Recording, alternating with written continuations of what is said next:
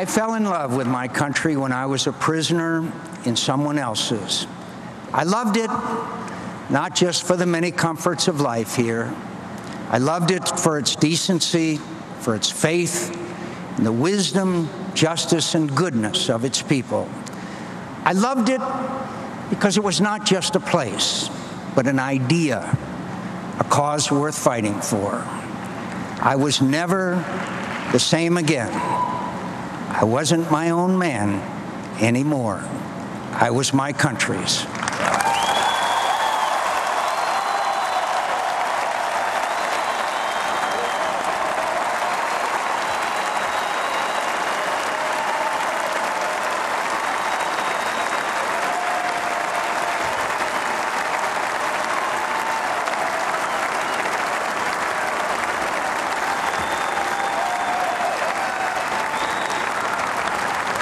I'm not running for president because I think I'm blessed with such personal greatness that history has anointed me to save our country in its hour of need.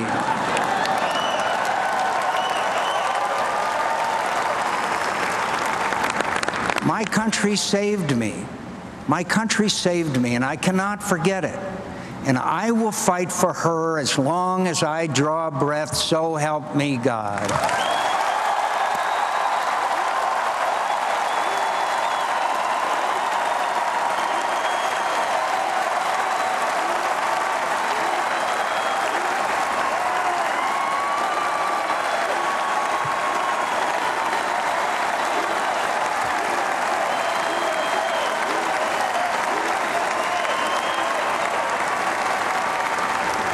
Friends, if you find faults with our country, make it a better one.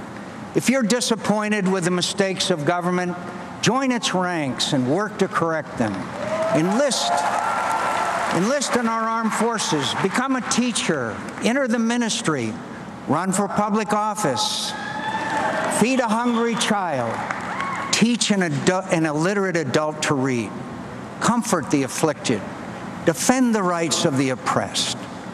Our country will be the better, and you will be the happier, because nothing brings greater happiness in life than to serve a cause greater than yourself.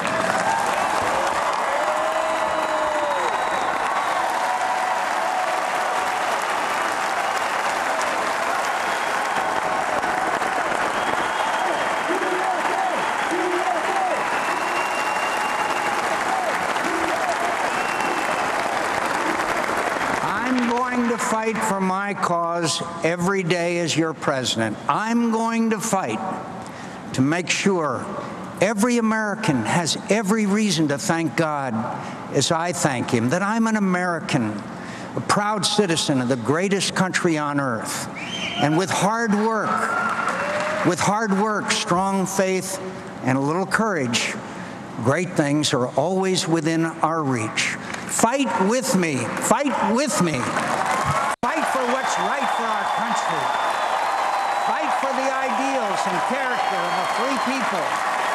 Fight for our children's future. Fight for justice and opportunity for all.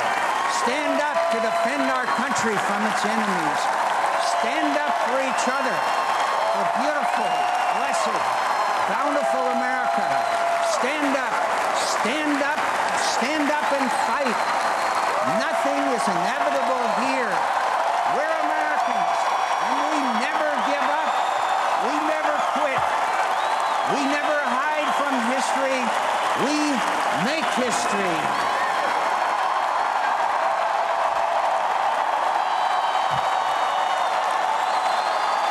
Thank you, and God bless you, and God bless America.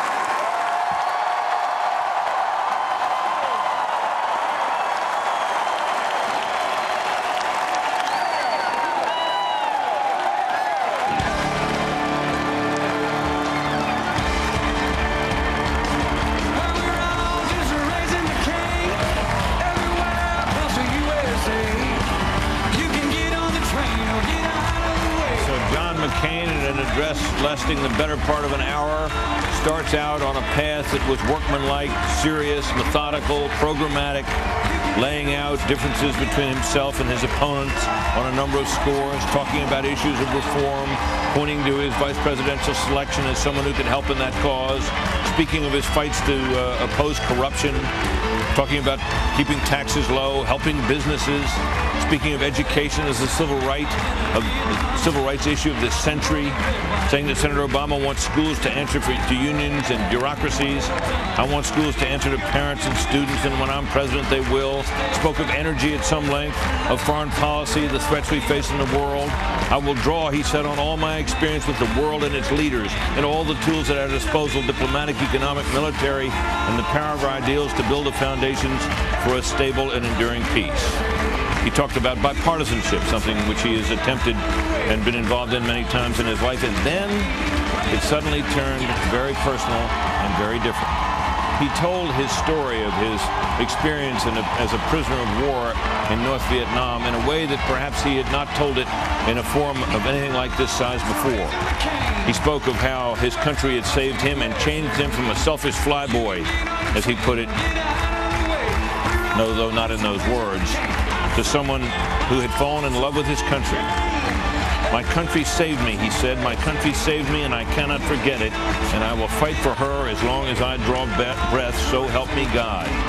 And an audience which had seemed at times in its desire to applaud him, its desire to hear something raucous and perhaps partisan and rambunctious from McCain, which had interrupted him, it seems at times it seemed to interrupt his rhythm and interrupt the flow of what he was saying, suddenly began to cheer him wildly as he stood, as he said, ran through a litany of things which he said were worth fighting for. Stand up, he said finally, stand up and fight. Nothing is inevitable here. We're Americans. We never give up. We never quit. We never hide from history. We make history.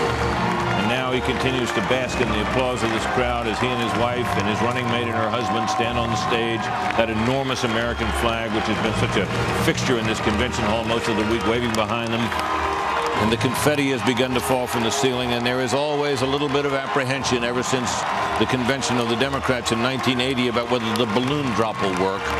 And we presume it will be tried soon. They're all in their big nets high above the convention hall as other members of the McCain family come out on the stage to join Cindy and John McCain and Sarah Palin and her husband. And pretty soon we'll have the familiar family crowd scene on the convention platform. There you see Roberta McCain at stage left entering, and here come the balloons. The balloon drop, to the relief, I'm sure, of convention organizers, seems to be working just fine.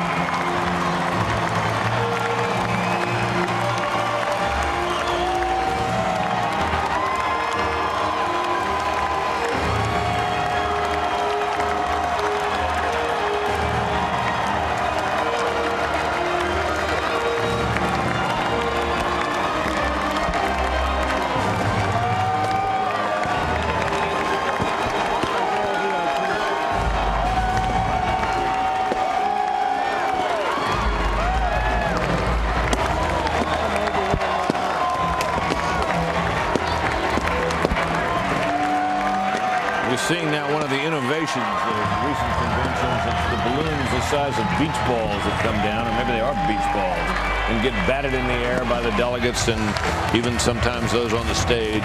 I've covered many a convention, and many of them end the same way, but I've always gotten a huge kick out of these final scenes with the balloons and the confetti and the loud music and the family all gathered on the stage and the delegates cheering wildly. It's all really great stuff. We certainly saw some pretty great stuff in Denver last week at Invesco Field when at the end of that extravaganza and Barack Obama had finished his speech and the fireworks were going off and the music was playing, the crowd was going wild. It was glorious fun, and so in its way is this.